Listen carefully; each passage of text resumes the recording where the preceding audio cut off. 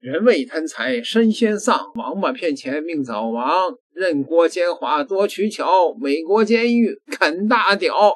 我亲爱的朋友们，我们敬爱的七哥出事儿了，他在法庭上被判了30年徒刑，嘴里边藏着一个那个磨锋利的塑料的那个牙膏片啊，包装的那玩意儿，塑料包装牙膏片在嘴里边把嘴划破了，然后呢装病吐血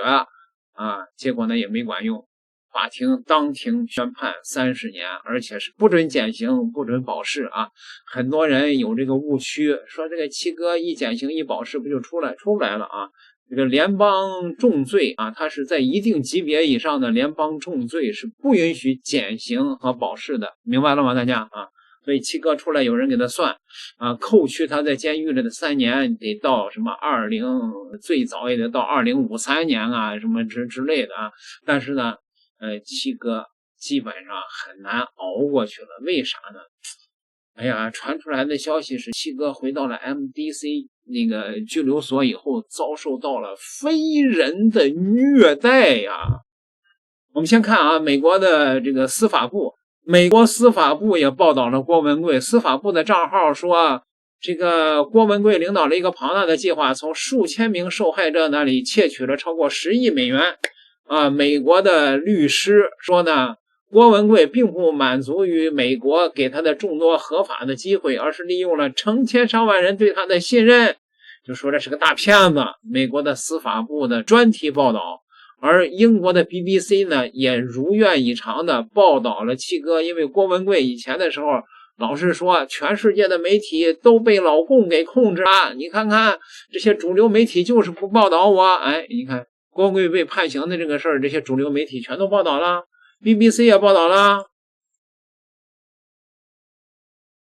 曾经高调反共、拥有大量华人支持者的中国流亡富商郭文贵，因诈骗等罪名在美国被判处30年监禁。郭文贵曾是中国房地产富商，2015年逃离中国后，他在美国开始以中共批评者的身份活跃。透过 YouTube 直播和社交媒体，他经常侃侃而谈中国的政治，并声称掌握北京高层官员的内幕消息，以此建立起庞大的支持者群体。许多支持者相信他掌握中国高层秘密，甚至寄望他能推动中国民主化。但美国检方认为郭文贵利用了支持者对他的信任。检方指出，他透过媒体公司股票、会员计划以及虚拟货币等项目，向支持者募集大量资金，受害者超过1000人，涉案金额高达10亿美元。而这些钱部分被用来维持他的奢华生活，包括曼哈顿顶级公寓、豪宅、游艇和超级跑车。2023年，郭文贵在纽约被捕。2024年，美国陪审团裁定他敲诈勒索、诈欺和洗钱等多项罪名成立。周一，纽约联邦法院正式判处他30年监禁。不过，郭文贵仍然否认自己是骗子。他表示自己来到美国是为了摧毁中共。他还表示自己在拘留期间受到不当对待。郭文贵过去曾与美国保守派人士建立密切关系，包括曾经担任特朗普顾问的斯蒂芬·班农。2020年，两人甚至共同宣布成立新中国联邦，推翻共产党，让中国拥有一个法治、民主、自由的一个政权。然而，随着案件曝光，部分曾经支持郭文贵的人士与他划清界限，但仍有支持者呼吁美国政府赦免他。一边是中国政府长期以来要求将其引渡回国，另一边在美国成为阶下囚。郭文贵留下的争议还远未真正落幕。我曾经说过一句名言，叫沾锅必倒霉啊！郭文贵花了6000多万美元，再加上那个什么装修8000万美元的那个豪宅那18层地狱的那豪宅，结果现在呢挂牌价1200万美元，折价了80%-90%，愣没人买。为什么呀？那倒霉呗，那房子他离那个被抓的时候又放了一把火就是郭文贵那个纵火那个案件，现在美国政府还没开审呢。这开审了以后，那是不是得罪上加罪呀，朋友们？这个事儿也挺蹊跷的到现在没开始审。哎呀，有人说那七哥回到监狱以后，好家伙，回到监狱以后，大家来看看吧，七哥受了大罪了这是蚂蚁帮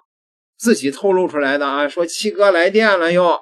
说昨天从法院出来以后回到 MDC 有一个条件是超过10年判刑或者精神不稳定的，就得放到一个玻璃房子里边，光着屁股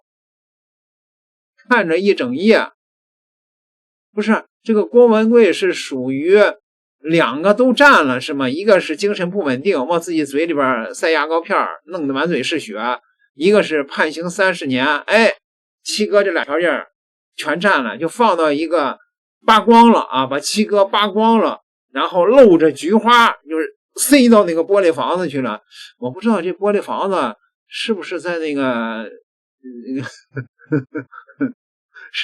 是在监狱的正中吗？啊，那不可能吧？啊，那不可能让全那个监狱里的黑大哥都看着七哥的那个是吧？就是我觉得不可能啊，应该是个比较隐秘的地方啊。一般来说1夜就可以了，但有时候甚至是1星期，所有人都这样啊。七哥在那个玻璃房子里边2样都占了，那至少得关3天吧。啊，当然了，看不顺眼他可以把你放1星期，一个很小的房间，大概也就是咱们一个洗手间那么大，就1张床，一个裸露的背心，1床薄被子啊。哎，不是，你等会儿啊，七哥有一点我不太明白啊，你不说是扒光了吗？怎么还有一个裸露的背心呢？就是说光给你那个跨栏背心，不给你裤衩子，就是看守是非常乐意欣赏七哥的菊花的，是那意思吗？这不是变态吗？这不是？所以啊，这个回来就先把我送到那儿，刚开始还弄错了，给我送到西楼，12点又给我转到东楼来。我到今天早上9点半，心理医生、精神科医生看完确定没问题了，才把我返到我的监室。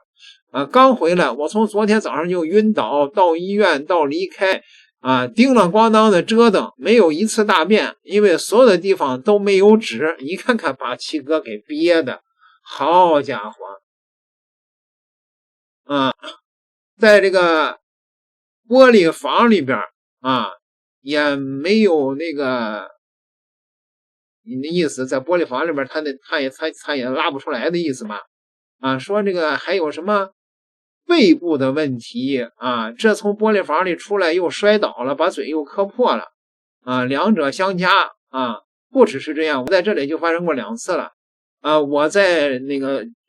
他所谓的禁闭室，就是所谓的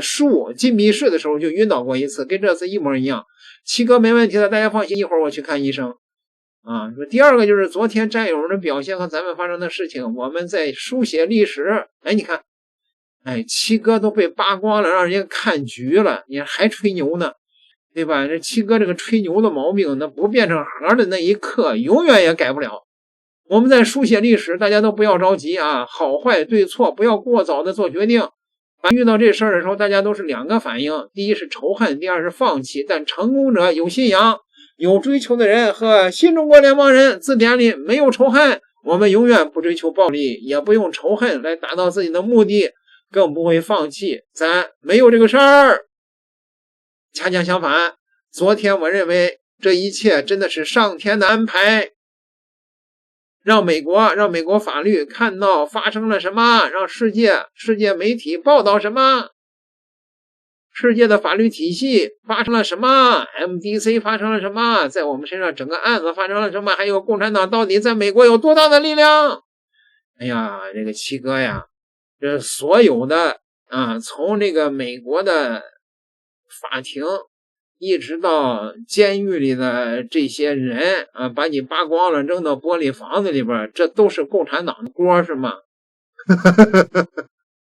七哥到现在还在发疯呢。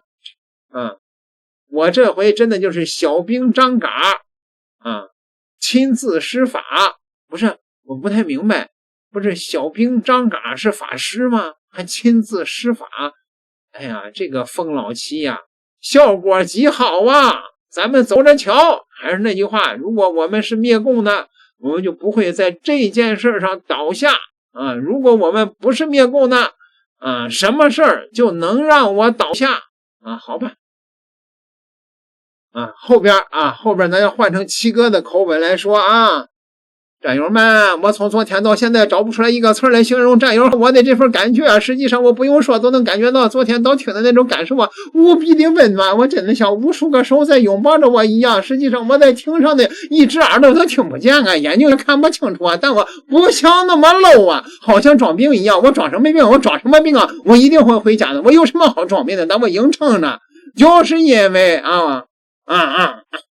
就是因为你们，我当时是极度虚弱，我从昨天早上到现在这个才大便也没水因为只能喝马桶里的水我肯定不喝那水所以说等于3个小时没有水然后呢也没吃，就中午吃了一个那个 cake， 那也就是那个蛋糕吃了1块2块的面包片就再没有吃就再也没吃从昨天早上到现在说的肯定是虚又没水又吐那么多东西所以我觉得只要我撑不住肯定就会躺地上了，我可不想那么丢人。他们就胡乱摸到说一个新中国创始人说的被吓晕过去了，懂了吗？我可不想发生那事儿。第二个，他们就该说我耍赖皮说我抗拒良心，我有病我待了3年了，我共产党的监狱都待过我再听着就想一件事想到那些死去的战友想清风我心里就踏实了。这里比清风好，我还坐着呢，我清风直接拉出去就枪毙了。大家衷心的爱大家，字典里边没有形容我们之间感情的文字呀。这就是我们敬爱的七哥人家是生命不息，吹牛不止七哥的这个吹牛是他烙印在基因里边的，它是一种病，是一种精神病当中的谎言癖。他如果一时一刻不吹牛的话，他就得抑郁了，他就活不下去，他靠着吹牛来分泌多巴胺。这是一个非常奇特的人类的疾病的标本七哥回到监狱里后遭受了如此的羞辱，但是七哥习惯了，因为甘之如饴七哥下半辈子就靠着这菊花活着呢。2订阅吧，咱们下期再聊。